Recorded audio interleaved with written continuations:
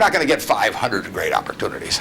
You would be better off if when you got out of school here, you got a punch card with 20 punches on it. And every financial decision you made, you used up a punch. You'd get very rich because you'd think through very hard each one. I mean, you went to a cocktail party and somebody talked about a company, you didn't even understand what they did or couldn't pronounce the name, but they made some money last week and another one like it. You wouldn't buy it if you only had 20 punches on that card. There's a temptation to dabble, particularly during bull markets. In stocks, it's so easy. It's easier now than ever because you can do it online. Just you click it in and maybe it goes up a point and you get excited about that and you buy another one the next day and so on. You can't make any money over time doing that. But if you had a punch card with only 20 punches, you weren't going to get another one in the rest of your life, you would think a long time before every investment decision. And you would make good ones and you'd make big ones. So I found this long-lost speech of Warren Buffett after searching for it for weeks. The interview is nowhere to be found on the internet, and it seems like YouTube has also deleted it everywhere you look. In this speech, Warren Buffett gives some really powerful tips for how ordinary people can become millionaires. Just take a listen. Testing. 1 million, 2 million. Okay.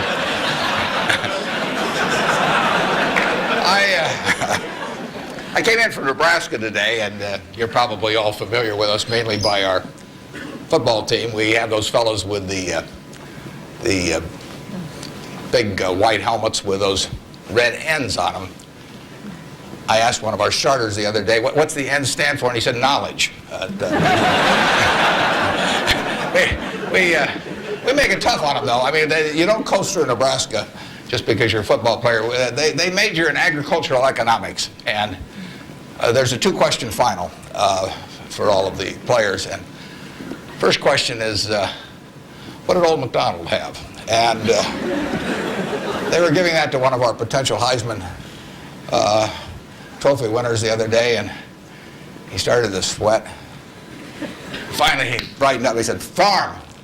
Professor, delighted, of course. You don't want to flunk a Heisman candidate. So he said, you're halfway home. He said, just one more question. He said, how do you spell farm? Now the guy really starts to sweat.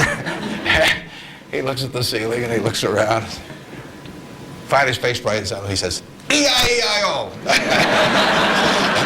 So watch for that guy this year. He'll be dynamite.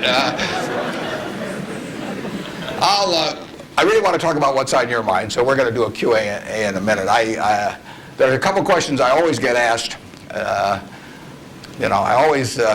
People always say, well, who should I go to work for when I get out? And I've got a very simple answer. We may elaborate more on this as we go along, but the real thing to do is to get going for some institution or individual that you admire. I mean, it's crazy to take in-between jobs just because they look good on your resume or because you get a little higher starting pay. I was up at Harvard a while back, and a very nice young guy picked me up at the airport, Harvard Business School attendee, and he said, I went to undergrad here, and then I worked for X and Y and Z, and now I've come here.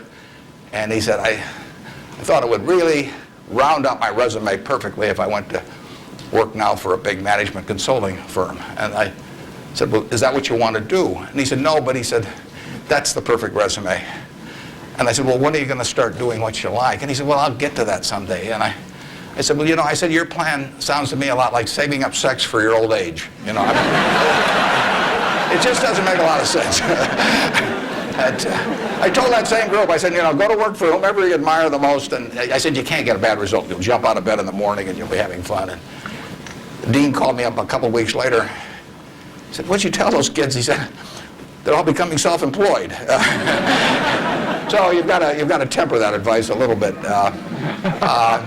Play one game a little bit with me for just a minute, and then we'll get to your questions. I'd like for the moment to have you have you pretend I've made you a great offer, and I've told you that you could pick any one of your classmates, and you now know each other probably pretty well after being here for a while. You'd have 24 hours to think it over, and you can pick any one of your classmates, and you get 10% of their earnings for the rest of their lives. And I ask you what goes through your mind in determining which one of those you would pick. You can't pick the one with the richest father. That doesn't count. I mean, you've got to do this on merit. But you probably wouldn't pick the person that gets the highest grades in the class. I mean, there's nothing wrong with getting the highest grades in the class, but that isn't going to be the quality that sets apart a big winner from the rest of the pack. Think about who you would pick and why. And I think you'll find when you get through, you'll pick some individual. You've all got the ability. You wouldn't be here otherwise. You've all got the energy. I mean, you've got, the initiative is here, the intelligence is here throughout the class. But some of you are going to be bigger winners than others. And it gets down to a bunch of qualities that, interestingly enough, are self-made. I mean, it's not how tall you are. It's not whether you can kick a football 60 yards. It's not whether you can run the 100-yard dash in 10 seconds. It's not whether you're the best-looking person in the room. It's a whole bunch of qualities that really come out of Ben Franklin or the Boy Scout code or so, whatever it may be. I mean, it's integrity, it's honesty, it's generosity, it's being willing to do more than your share. It's just all those qualities that are self-selected. And then if you look on the other side of the ledger, because there's always a catch to these, free gifts and genie jokes. So you also have to, and this is the fun part, you also have to sell short one of your classmates and pay 10% of what they do. So who do you think is going to do the worst in the class? This is way more fun. And think about it again. And again, it isn't the person with the lowest grades or anything of the sort. It's the person who just doesn't shape up in the character department. I mean, we look for three things when we hire people. We look for intelligence, we look for initiative or energy, and we look for integrity. And if they don't have the latter, the first two will kill you. Because if you're going to get somebody without integrity, you want them lazy and dumb. I mean, you don't want them smart and energetic. So it's that third quality, but everything about that quality is your choice. You can't change the way you are wired much, but you can change a lot of what you do with that wiring. And it's the habits that you generate now on those qualities, or those negative qualities. I mean, the person who always, claims credit for things they didn't do, that always cuts corners, that you can't count on. I mean, in the end, those are habit patterns. And the time to form the right habits is when you're your age. I mean, it doesn't do me much good to get golf lessons now. If I'd gotten golf lessons when I was your age, I might be a decent golfer. But someone once said the chains of habit are too light to be felt until they're too heavy to be broken. And I see that all the time. I see people with habit patterns that are self-destructive when they're 50 or 60, and they really can't change them. They're imprisoned by that.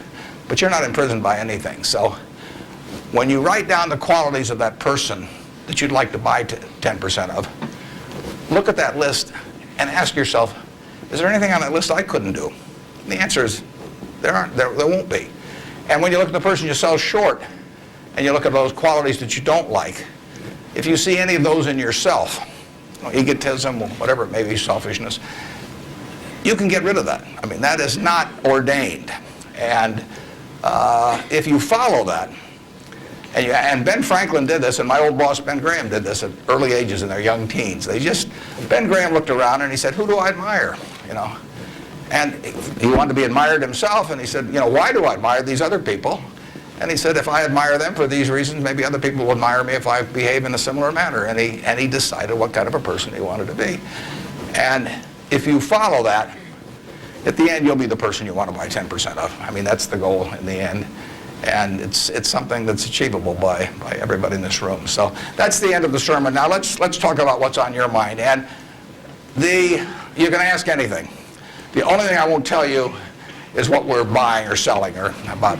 I don't even tell myself that. I mean, I write it down, and then it's like the Coca-Cola formula. There's only two people can get into the trust department and find out what they are, and I don't know who the two are. So we don't talk about what we're buying or selling, but anything else is fair game. Personal, business, anything you'd like to talk about. And actually, the tougher the questions are, the more interesting it is for me. So don't spare my feelings. I mean, just throw at my head. And with that, let's. I guess we've got a microphone. Is this the only microphone, or is there one on? This is the only microphone. Okay. Right here. To ask the question, you'll need to come down to this microphone. Just stand in line, and I'll be Regis Philbin, and you can. Yes. I have an old-fashioned belief that I should expect to make money in things that I understand. And when I say understand, I don't mean understand, what the product does or anything like that. I mean understand what the economics of the business are likely to look like 10 years from now or 20 years from now. I know, in general, what the economics of, say, Wrigley chewing gum will look like 10 years from now. The internet isn't going to change the way people chew gum. It isn't going to change which gum they chew.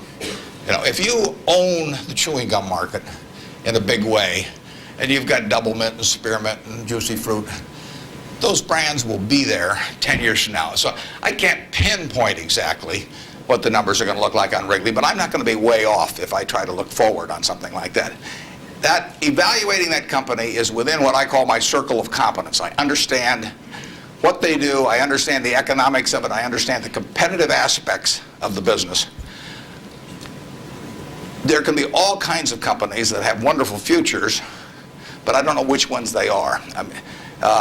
I've given talks in the past where I carry with me a 70-page, tightly printed list, and it shows 2,000 auto companies. Now, if at the start of the 20th century, you had seen what the auto was going to do to this country, the impact it would have on the lives of then your children and grandchildren and so on. It transformed the American landscape. But of those 2,000 companies, 3 basically survive. And they haven't done that well many times. So how do you pick 3 winners out of 2,000? I mean, it's not so easy to do. It's easy when you look back, but it's not so easy looking forward. So you could have been dead right on the fact that the auto industry, in fact, you probably couldn't have predicted how big an impact it would have. But you wouldn't have, if you'd bought companies across the board, you wouldn't have made any money, because the economic characteristics of that business were not easy to define.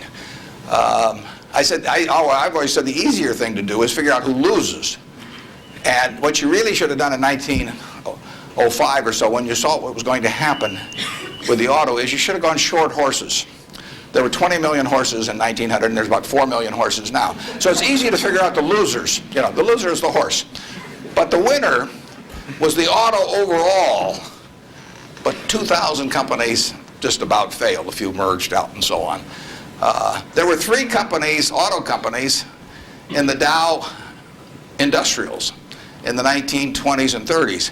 Studebaker, Nash Kelvinator, and Hudson Motor. Now those names are all familiar to me, and maybe some of them are familiar to you, but they're not making any cars. They didn't make money, and yet at one time, they were in the Dow 30. They were the aristocrats of American business, and they got creamed. So figuring out the economic characteristics of the winners in a wonderful business is not easy. In North Carolina, Orville and Wilbur took off, or I guess Orville took off and Wilbur watched. I'd have been Wilbur. But if you could have seen the future of the airline business from that point forward and how that would transform things, it would have blown you away. And it's excited people, incidentally, ever since. But if there had been a capitalist at Kitty Hawk, he should have shot Orville down. I mean, because it's done nothing but cost investors money. There were over 400 airplane companies in the 1920s and 30s alone. There was in Omaha. There was in Nebraska. We were the Silicon Valley, apparently, of aircraft. And they all disappeared. It's been a terrible business. At the end of 1991, if you'd added up the aggregate earnings from all airline companies with billions poured in, since Wilbur and Orville were down there, they came to less than 0. The number of passengers went up every year. The importance of the industry was dramatically increased decade by decade, and nobody made any money. So figuring out the economic consequences, TV, I think there's, 20, 25 million sets a year sold in the United States.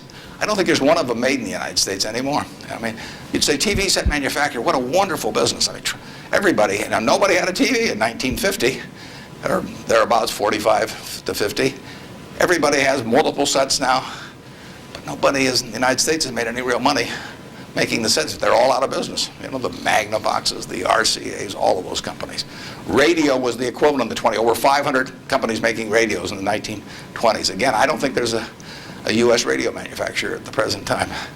But Coca-Cola, you know, what was it, 1884 at Jacobs Pharmacy or whatever, the fellow comes up with something. A lot of copiers over the years, but now you've got a company that is selling roughly 1.1 billion 8-ounce servings of its product, not all Coke, Sprite, and some others, daily throughout the world 117 years later. So understanding the economic characteristics of a business is different than predicting the fact that an industry is going to do wonderfully. And so when I look at the internet businesses, or I look at tech businesses, I say this is a marvelous thing, and I love to play around on the computer, and I order my books from Amazon and all kinds of things, but I don't know who's going to win. And unless I know who's going to win, I'm not interested in investing. I'll just play around on the computer. And defining your circle of competence is the most important aspect of investing. It's not how important, how large your circle is. You don't have to be an expert on everything. But knowing where the perimeter of that circle of what you know and what you don't know is, and staying inside of it, is all important. Tom Watson Sr., who started IBM, said in his book, he said, "I'm no genius," he said, "but I'm smart in spots, and I stay around those spots." And you know, that is the key. So if I understand a few things, and I stick in that arena, I'll do okay. And if I don't understand something, but I get all excited about it because my neighbors are talking about it, the stocks are going up and everything, I start fooling around someplace else, eventually I'll get creamed, and I should. So now let's go over here. Hello, Mr. Buffett. I got two short questions. One is, how do you find intrinsic value in a company? Well, intrinsic value is what is the number that if you were all-knowing about the future and could predict all the cash that a business would give you between now and Judgment Day, discounted at the proper discount rate, that number is what the intrinsic value of a business is. In other words, the only reason for making an investment and laying out money now is to get more money later on, right? That's what investing is all about. Now, when you look at a stock, when you look at a bond, assuming it's the United States government bond, it's very easy to tell how much you're going to get back. It says it right on the bond. It says when you get the interest payments, it says when you get the principal. So it's very easy to figure out the value of a bond. It can change tomorrow if interest rates change, but the cash flows are printed on the bond. The cash flows aren't printed on a stock certificate. That's the job of the analyst, is to print out, change that stock certificate, which represents an interest in the business, and change that into a bond and say, this is what I think it's going to pay out in the future.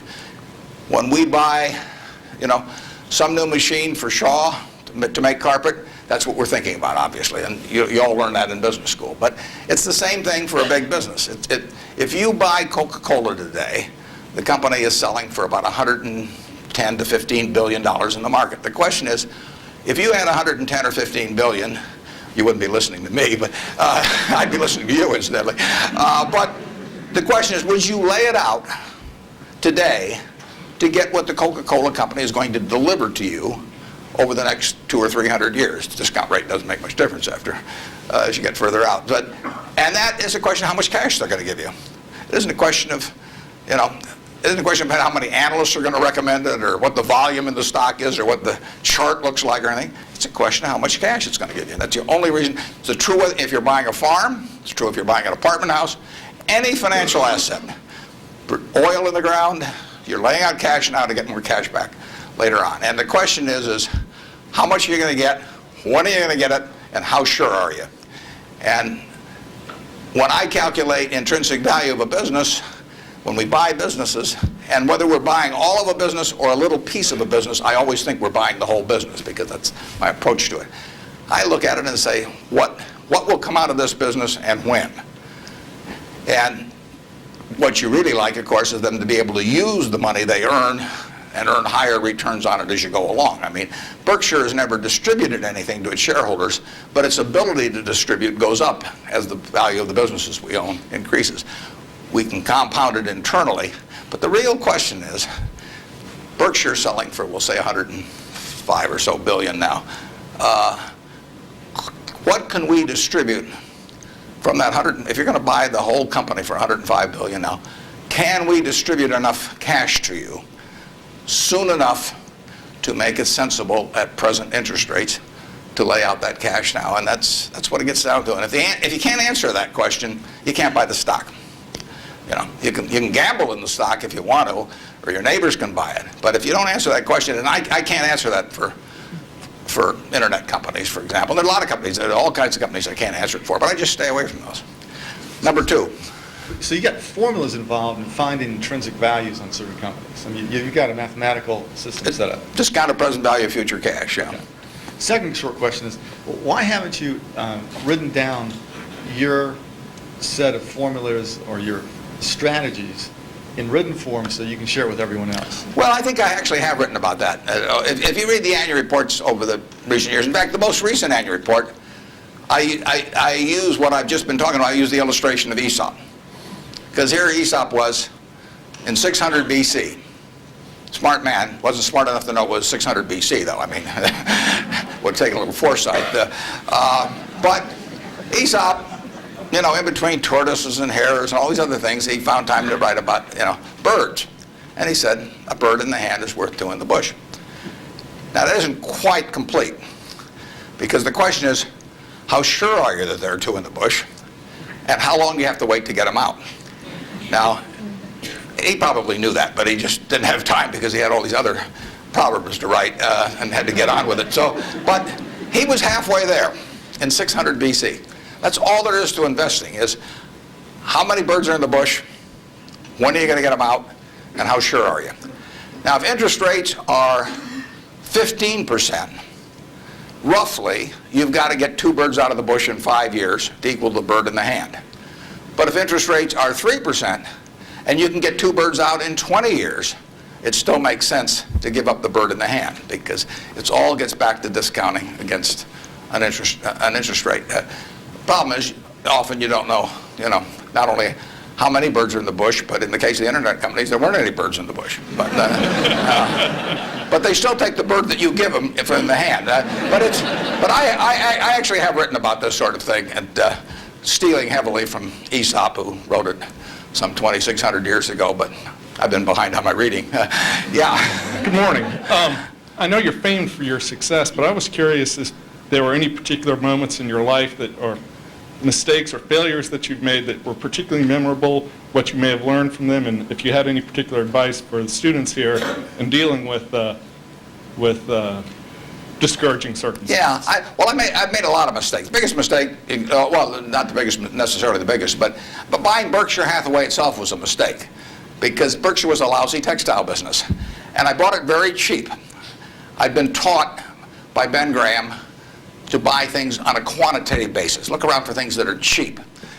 And that I was taught that, we'll say in 1949 or 50. It made a big impression on me. So I went around looking for what I call used cigar butts of stocks.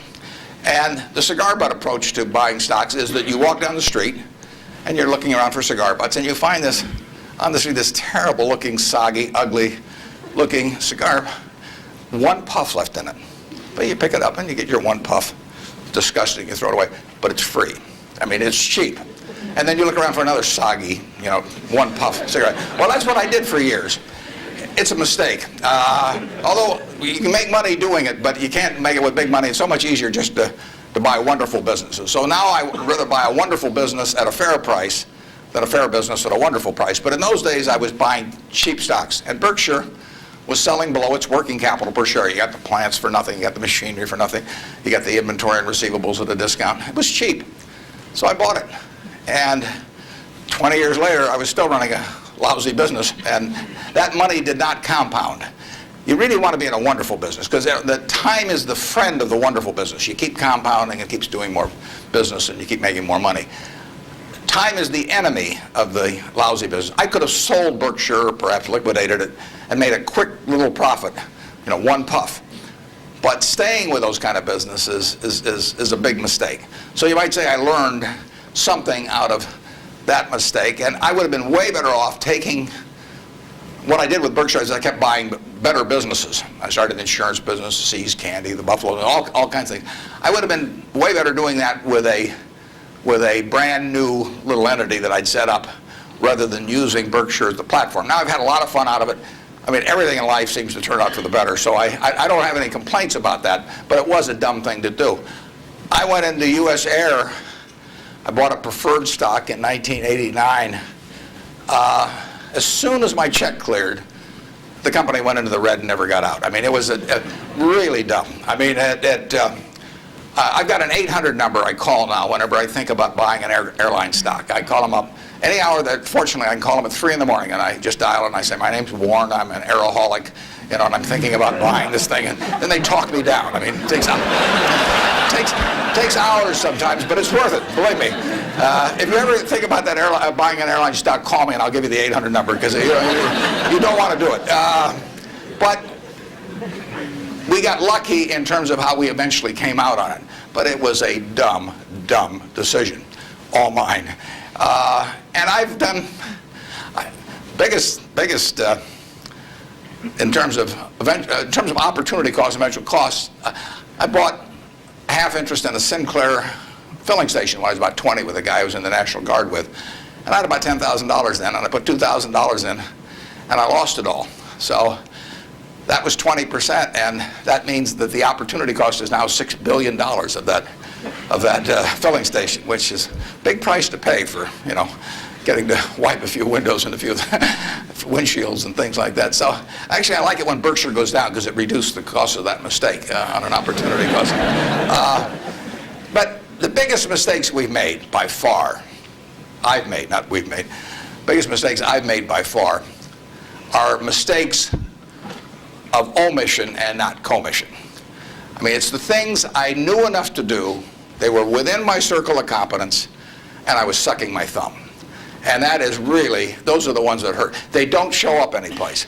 I probably cost Berkshire at least $5 billion, for example, by sucking my thumb 20 years ago or close to it when Fannie Mae was having some troubles, and we could have bought the whole company for practically nothing. And I don't worry about that if it's Microsoft, because I don't know it. Because Microsoft isn't in my circle of competence. And so I don't have any reason to think I'm entitled to make money out of Microsoft or out of cocoa beans or whatever.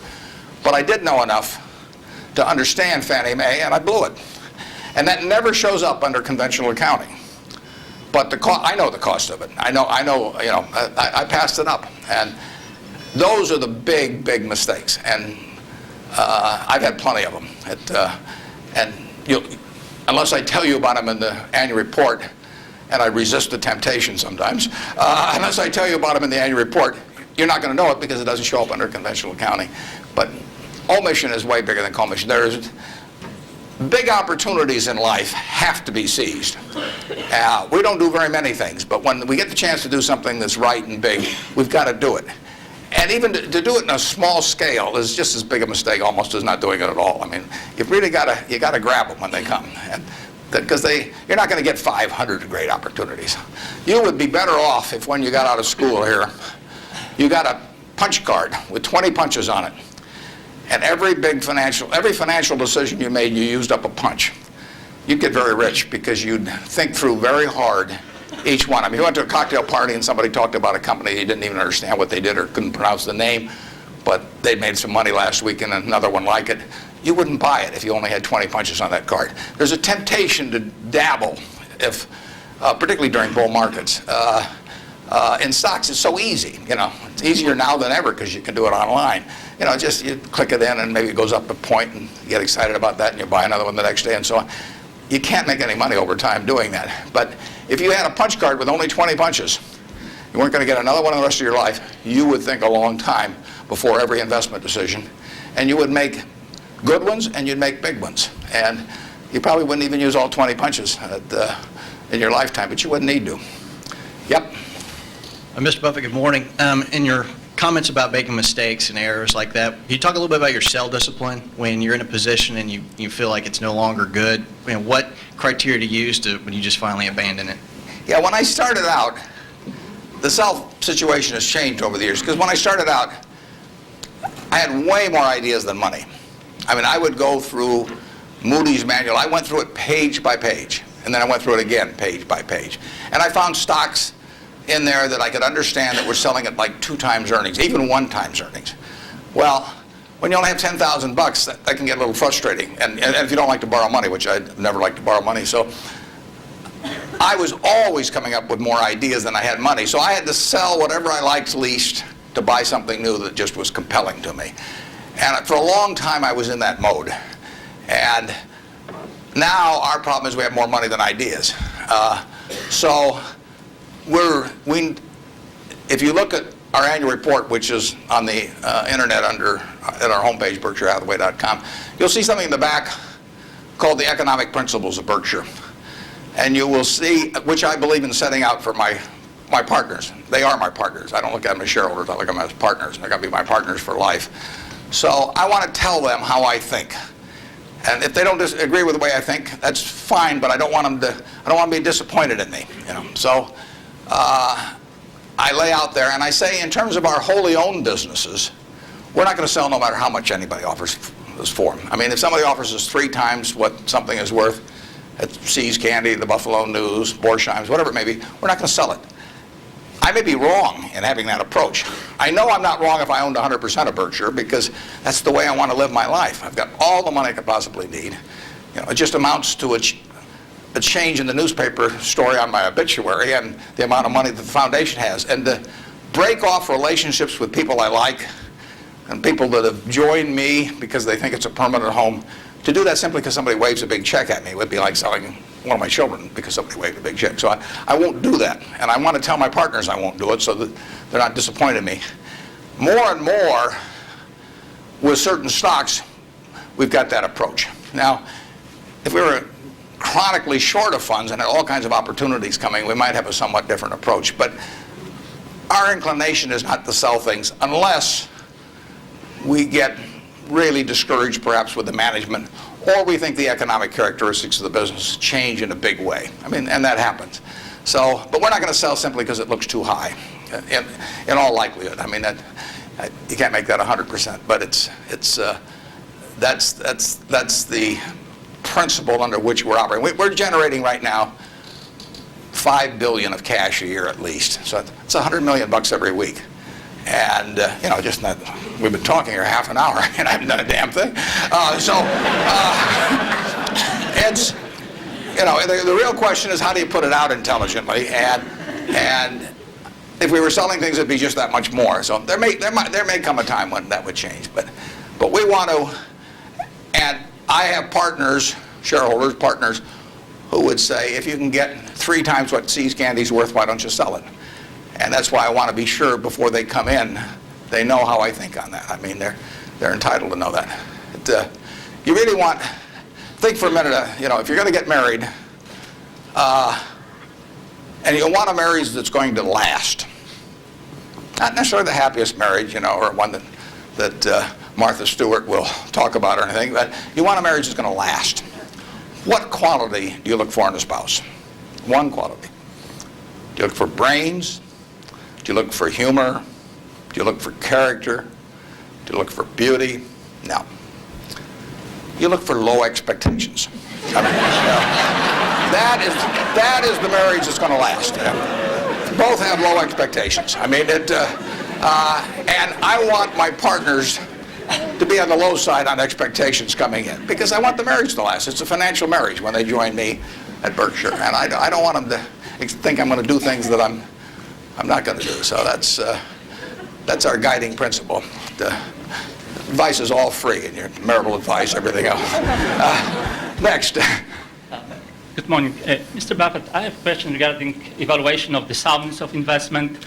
In recent years, it appears that the use of tax sheltering in corporation is increasing, and such, reputable companies like UPS and others are involved in court battles over shelters with IRS. And as we know, most of these transactions are fairly artificial, but yet there is a profit there. From the investor perspective, do you think it's beneficial for investor, the company that they invest are involved in those shelters? And if so, do you think it would be helpful if those transactions are disclosed in statements, meaning the notes to statements? I'm not sure I got that 100%. George, could you? I will repeat. Earl, did you? Shortly. If you think that involvement of corporations that you invest or anybody for that matter invest in tax shelter, which is by some definition... tax shelters? Right. I've never used one. You know, I'm not saying so. I'm asking if you know that a corporation is involved in such activity that is beneficial in short term, would you think that that's helpful for investors? Well, there are perfectly legal ways to shelter taxes. I mean, we did and still do, but we were one of the earliest ones to go in for low-income tax housing credits. In fact, I met with first President Bush about that one, and that benefits us to a mild degree. It's not a big element of Berkshire. I mean, it's peanuts in terms of Berkshire's overall value, but it is a congressionally ordained tax benefit. I wouldn't call it exactly a shelter. It's a tax benefit that Congress has decided they're willing to offer businesses, and because they think it's the best way to generate low-income housing. So we participate in something, but it's not a big factor in what we do.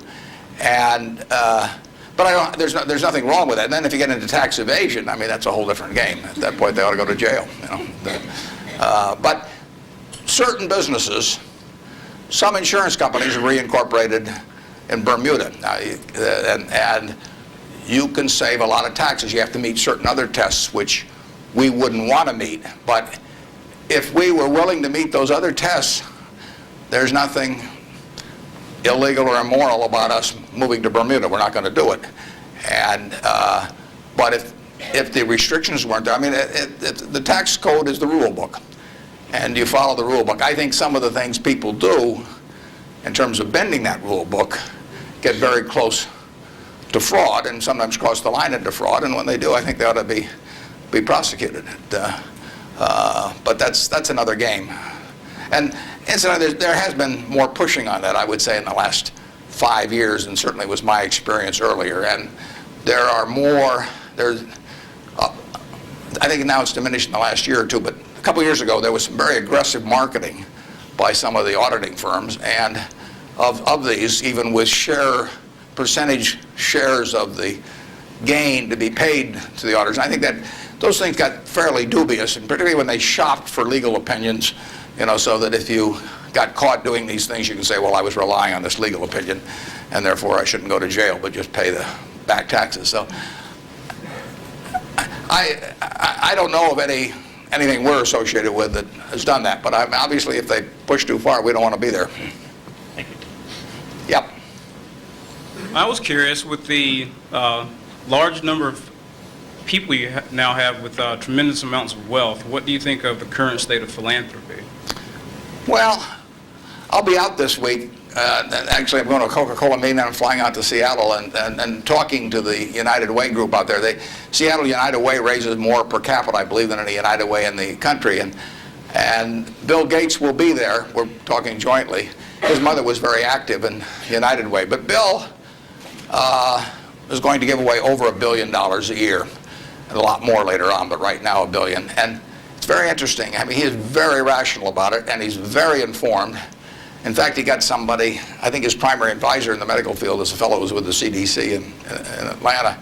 And Bill reads 15 books a month on this. I mean, he can just absorb it. I wouldn't be able to get it that fast. But he just says with $1 billion, he wants to save as many lives per year as he can. So that's his objective. It's just as much a metric of his foundation as some other metric, return on capital, might be for a business. And he says, I'm going to spend $1 billion a year. How many lives can be saved for that? So he's gotten very heavily into vaccines and AIDS in Africa, a number of things.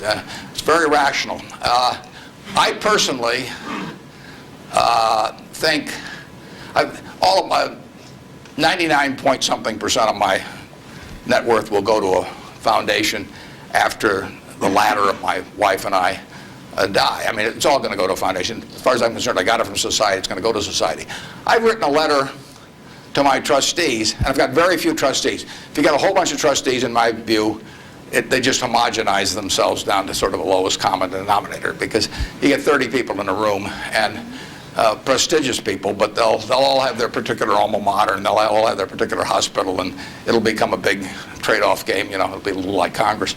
So I have very few people, and I don't give them anything specific, because I tell them their judgment above ground will be better than my instructions from 6 feet underground. So I don't like to think that, but it's true.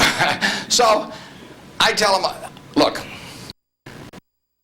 the society are the ones that don't have a natural funding constituency or are just damned intractable and very difficult to solve.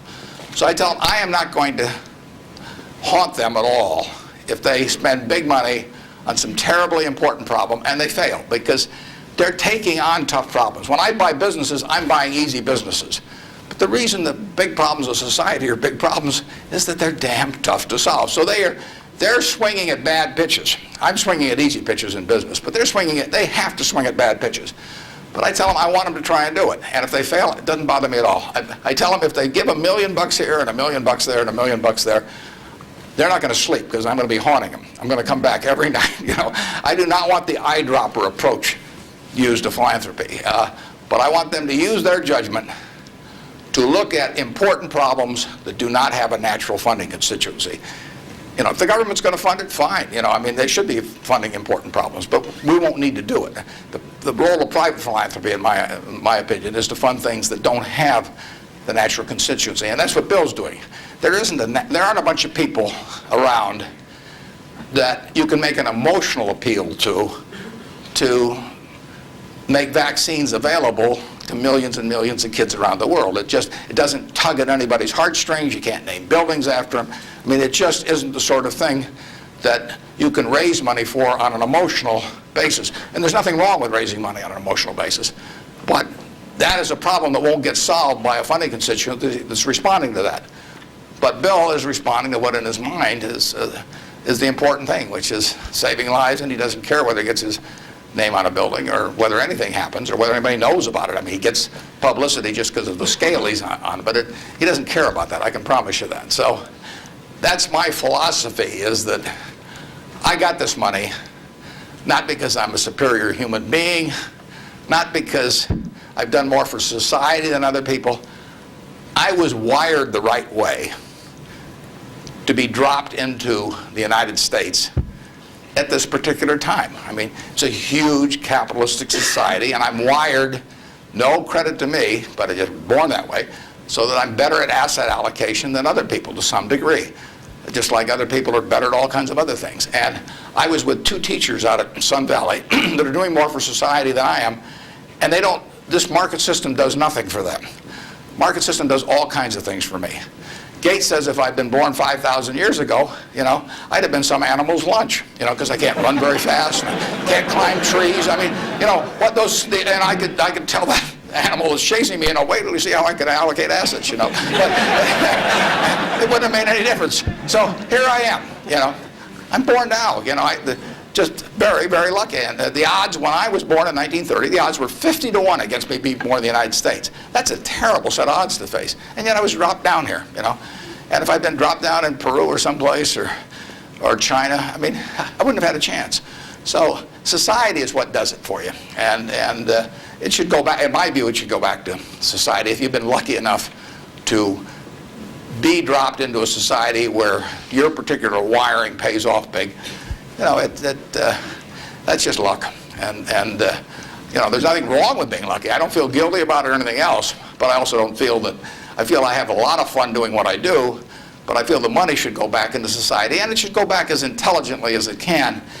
And the best way to do it intelligently is to have high-grade and intelligent people administering it at the time. And you don't know the problems that are going to be out there 10 years from now or 20 years from now or 30 years from now. But I do know if I've got a small number of high-grade, smart people, and high-grade is more important. If you gave me 20 extra points of IQ, but but cheated a little on the high grade, I wouldn't take it, because they got to be. There's so many chances to do things in a petty way, or to try to. I mean, people get subverted in their own minds to their own interests rather than the interests of the institution. So I really want super high grade people doing it, and I've got them.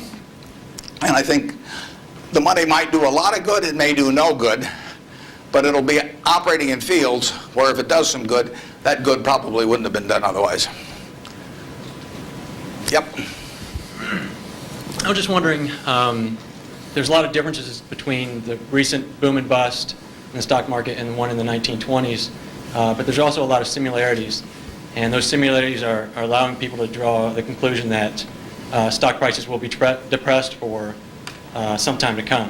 Where do you disagree and agree with that conclusion? Well, the whole century is quite interesting. If you take the 20th century, it was an unbelievable century for the United States.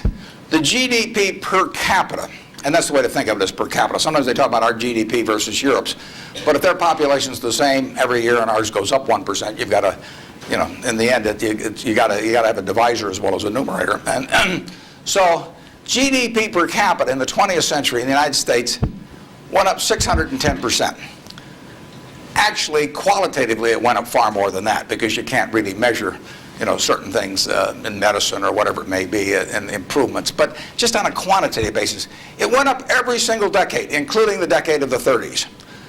So here you had 100 years when basically the U.S. citizenry was improving their lot decade by decade by decade. The 30s, it was up 13%.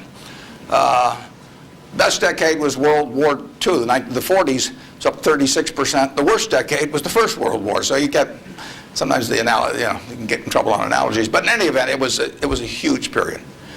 Interestingly enough, there were 6 big periods in there for the stock market in both directions. There were 3 big bull markets. From 1900 to 1921, the Dow went from 66 to 71, less than a 10% move in 20 years, less than 0.5% a year. You got dividends too, but 0.5%. So it didn't move.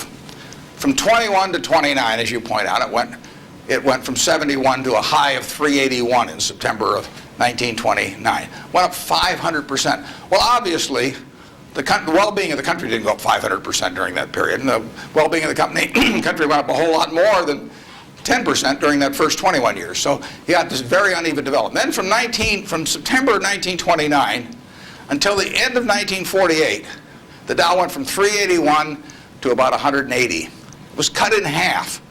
And that was 18 long years. And yet the per capita GDP was moving right up during this whole period. So the economy was doing fine. From 48 to 65, the Dow went again from about 180 up to close to 1,000. Again, 5 for 1, which was far outstripping it. From 65 to 81, the Dow went down, literally. Well, again, per capita GDP. And then we've had this last period where it's gone up terrifically. If you take the whole 100 years, it went up 180 for 1. Every $1,000 became 180,000. But 43 and 3/4 years were those 3 big, huge bull markets, and 56 and 1/4 years were periods of stagnation, all in an economy that was doing fine, year after year after year.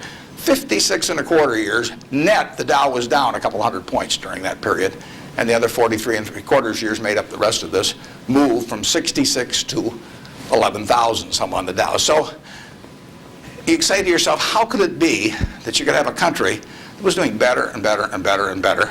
Citizens were living, every generation was living better than the one that preceded it. But you had these huge changes, big gains a few times, long periods of stagnation. 20 years, I mean, that's a long time to do nothing. The answer is that investors behave in very human ways, which is they get very excited during bull markets, and they look in the rearview mirror and they say, I made money last year, I'm going to make more money this year, so this time I'll borrow, or the neighbor says, I wasn't in last year when that neighbor was dumber than I made a lot of money, so I'm going to go in this year. So they're always looking in the rearview mirror. And when they look in the rearview mirror and they see a lot of money having been made in the last few years, they plow in and they just push and push and push on prices. And when they look in the rearview mirror and they see no money having been made, they just say, this is a lousy place to be. So they don't care what's going on in the underlying business. And it's astounding. But that makes for huge opportunity, just huge opportunity. I mean, I've lived through roughly half, in an investing sense, about half that period. And I've had that long period of stagnation from 48, from 65 to 82, 17 years. I wrote an article for Forbes in 1979. I just said, how can this be? Pension funds in 1970 put 100 and some % of their new money in stock because they were wild about stocks. Then they got a lot cheaper, and they put a record low in, 9% of their net new money in 1978 when stocks were way cheaper. People behave very peculiarly in terms of the reactions because they're human beings, and they get excited when others get excited. They get greedy when others get greedy. They get fearful when others get fearful, and they'll continue to do so. And you will see things you won't believe in your lifetime, and securities markets. And the country will do very well over time, but you will see these huge waves. And if you can stay objective throughout that, if you can detach yourself temperamentally from the crowd, you get very rich, and you won't have to be very bright. I mean, I'm sure you are, but it doesn't take brains. It takes temperament. It takes the ability to sit there and look at something. When I started out in 1950, I would go through and find things at 2 times earnings, and they were perfectly decent businesses, and people wanted jobs at those companies, and everybody knew they were going to be around, and they wouldn't buy them at 2 times earnings, and that's when interest rates were 2.5%. I started selling securities when I was 21, and a Kansas City life insurance company happened to be a fairly prominent company in Omaha, and the policies they sold you, if you were buying life insurance from them, had a built-in assumption of 2% interest. The stock of Kansas City Life was selling at less than 3 times earnings. You were getting 35% if you bought the stock. No question about the soundness of the company. I went to the local agent. I figured, hell, I ought to be able to sell him a few shares of stock. I mean, the guy ought to understand it. I mean, he's got his whole life invested in this company. I went to the local agent who'd been with him for 20 years, and his name was Moose. And I said, Mr. Moose, I said, you're selling these policies with 2%. You may even have a few members of your own family, and you can buy into this company whose paycheck you depend on every month, and whose future your beneficiaries of these life policies depend on, and who you're selling them, a 2% investment on, and you can get 35% on your money. And he said, stocks aren't any good. And I couldn't sell you, I was a lousy salesman. I mean, well, you have to start with that. But it just blew me away. It blew me away. I thought, sometimes I used to wonder if I was nuts, But those things, the same thing happened. I mean, in 1964, the Dow closed at 864.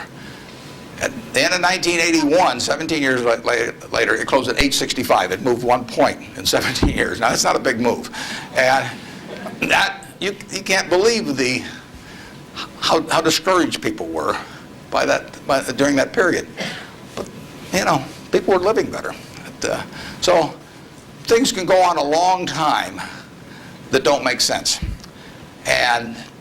But they do come to an end. I mean, the internet thing. I mean, you had these companies selling for many billions of dollars that had practically no prospects of making any money. That's a bubble. But Herb Stein one time said, anything that can't go on forever will end. Now, that seems pretty... but think about that. And particularly think about it next time you're inclined to do something just because the stock's gone up a whole lot, and your neighbor's made money or something. You've got to be... You just have to sit and think objectively and think about, would I buy this whole business? If it's an internet company that's got 100 million shares out and selling at 100, that's $10 billion. Is it worth $10 billion? If it's worth $10 billion, it's got to be able to give you, 700 or 800 million next year. And if it doesn't give you 700 or 800 million next year, it has to give you maybe 10% more than that the year after and continue to. There aren't a lot of businesses that can do that. And people just go crazy. And of course, it's fun. I mean, it's like that sign they put in brokerage offices that says, avoid hangovers, stay drunk. I mean, it's just so much fun to keep playing. But you got to do sensible things to get good results. Yeah. Next. Well, we got 3 people standing there, so let's do the 3 that are standing there. Okay. Good morning, sir. Hi. Hi. I was wondering what your opinion is of the Federal Reserve and their actions taken recently. Do you feel they've done enough to boost the economy?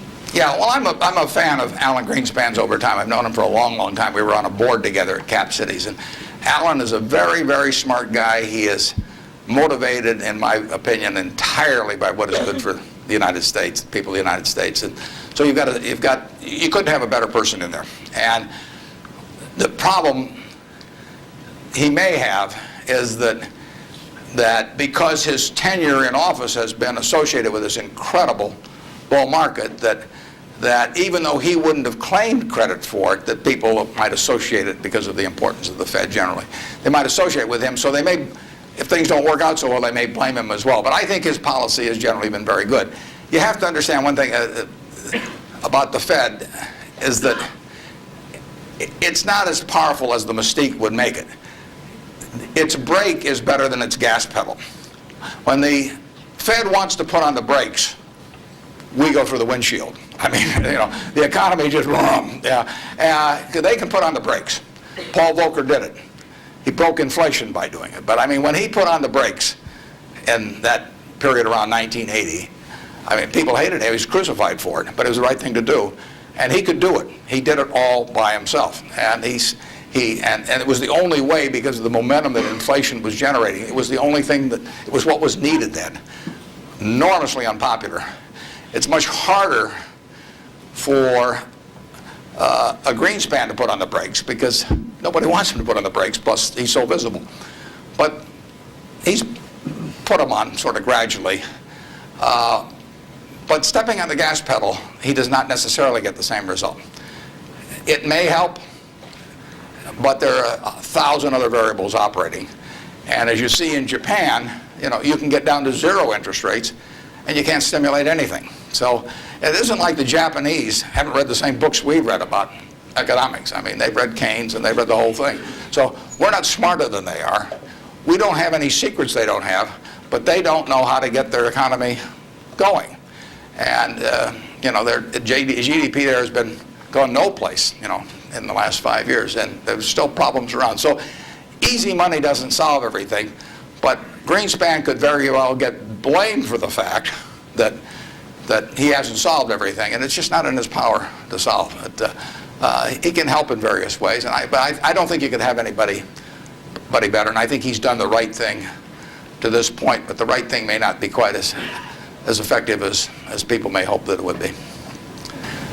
In economics, you always want to ask, and then what? You'll read in the paper, well, what happens if the Japanese start selling our government bonds, or what happens if they dump the dollar? They can't dump the dollar. There's no way to dump dollars. You can, or at least dollar assets, because if the Japanese want to sell our government bonds, if they sell them to us, they get a time deposit or a demand deposit at Citi, or they still own a dollar asset. If they sell them to the French, they may get some assets from the French, but now the French have it. I mean, the only way you can reduce foreign investment in the United States is to change it around so they're consuming more than we're consuming from them. I mean, when we buy a television set from Japan, if we buy more television sets from them than they buy equivalent consumables from us, the exchange, what balances things is we give them some investment type asset, whether it's cash or a U.S. government bond or our stocks or our movie studios or our real estate or different things. And the only way that reverses is when we start running a trade surplus, which we're miles away from. So logically, if you read classic economics, you would believe that our currency would have been weaker over the recent years, and that it would be weak now. But there are other things operating, and that's one of the problems about economics, is there's never just one variable. There's usually hundreds of variables, and they operate with different impact at different times. I mean, it's not like a physics formula. I mean, I guess it would be if you got into the Heisenberg principle or something like that. But the formula has a lot of the same variables year after year, but the relative importance of those variables and how they interact with each other is never exactly the same, and that's what we find out, the Japanese find out, everybody finds out. And foreign currency, or the value of our dollar and currency rates are defying what you would expect based on history. But as somebody said, if history were a perfect guide, the Forbes 400 would all be librarians. They just go and look it up in the books and they'd always know all the answers. But history doesn't repeat itself, as Mark Twain said. History doesn't repeat itself, but it rhymes. I mean, things come back, but they don't quite come back in the same form. And we'll understand all this perfectly in a few more years, why the dollar's behaved the way it has. But I think it would be useful net for the U.S. if the dollar were less strong. Yes, Mr. Buffett, thanks for taking my question.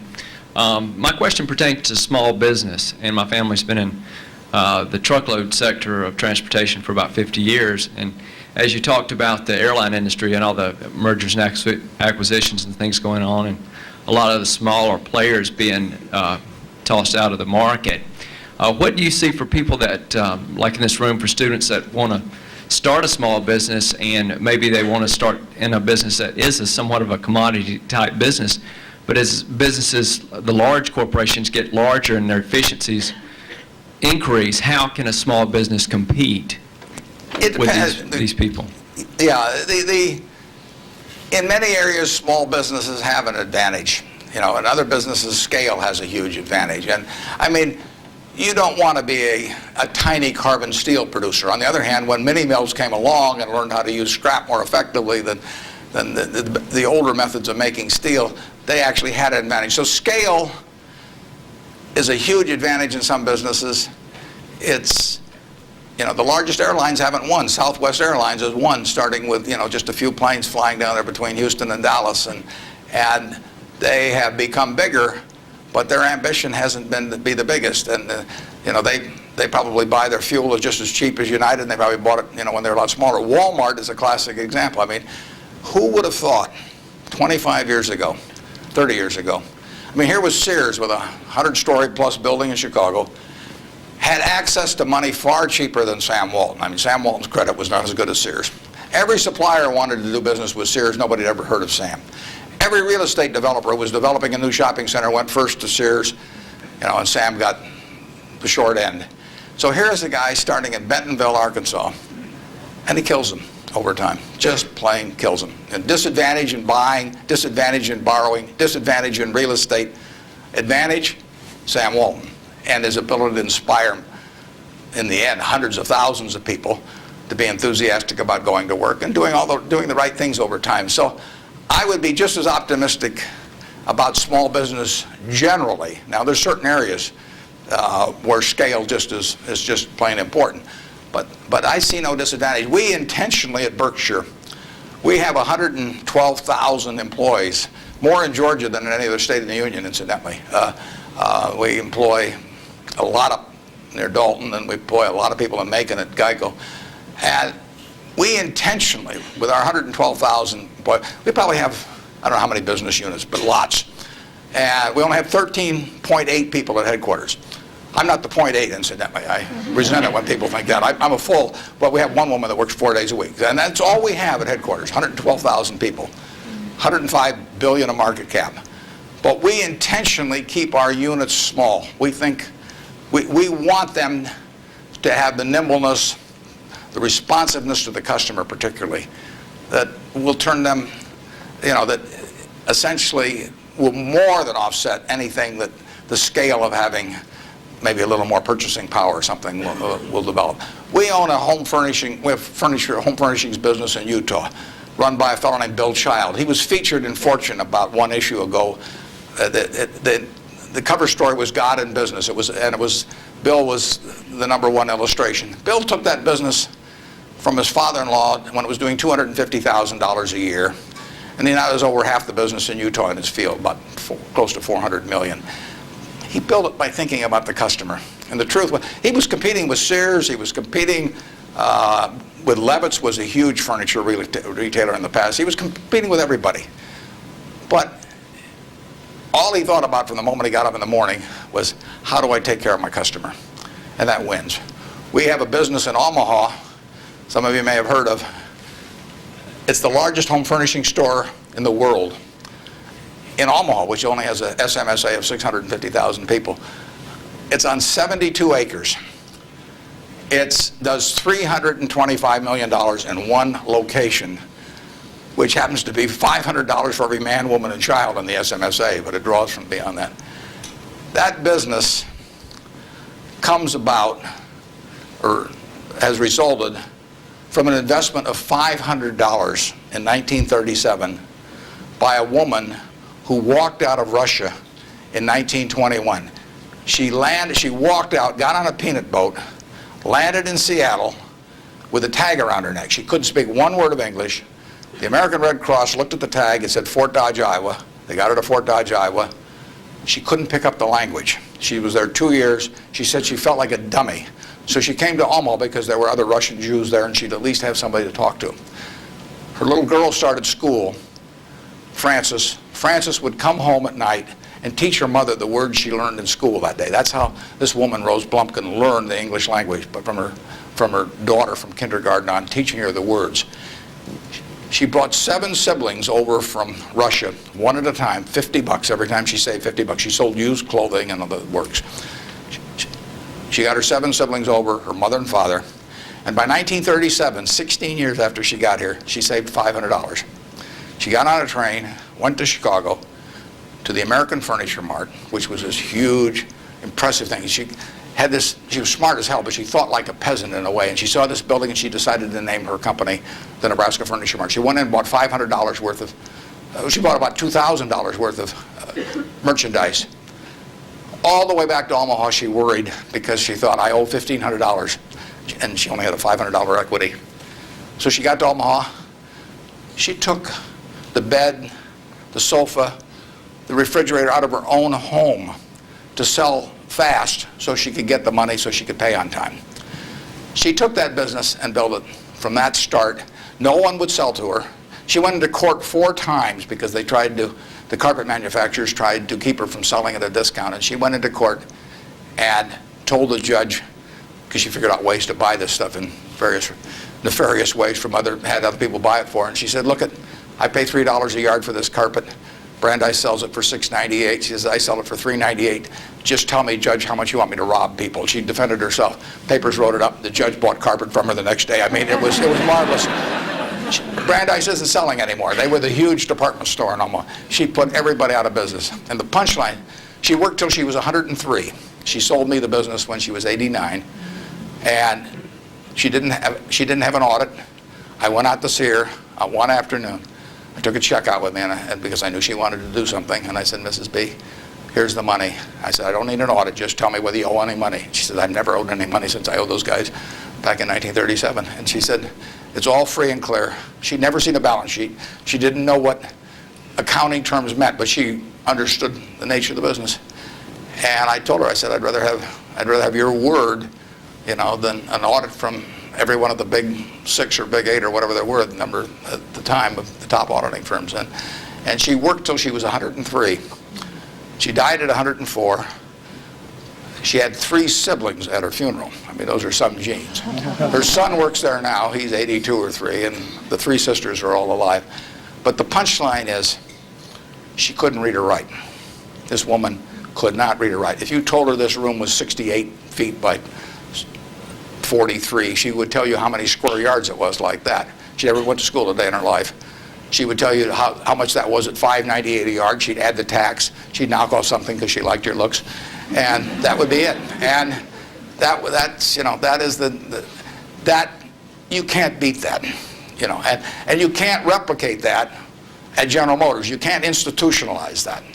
The person who brings that kind of drive to a business and does it day after day and thinks about their customer, and that's all she did.